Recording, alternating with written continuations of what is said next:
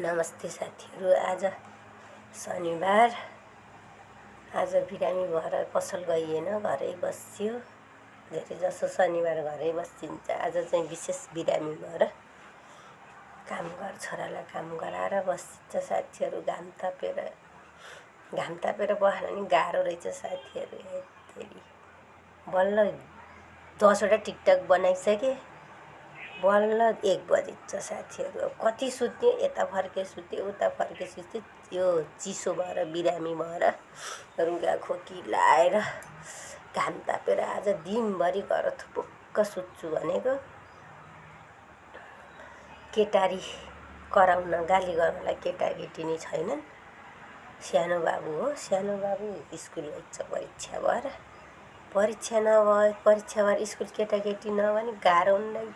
काम नभने गाह्रो हुन्छ। थुपुक्क बसेर सुतेर खान गाह्रो हुँदैन। दिनदिनै दिउँसो सुत्ने साथीहरू के गर्नुहुन्छ भनेको।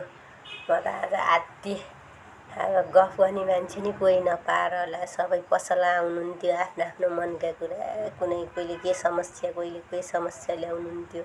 भलाकुसारी गरिन्थ्यो, कोहीलाई हाँसोमा उडाइन्थ्यो, कोहीलाई हेक भनिन्थ्यो है।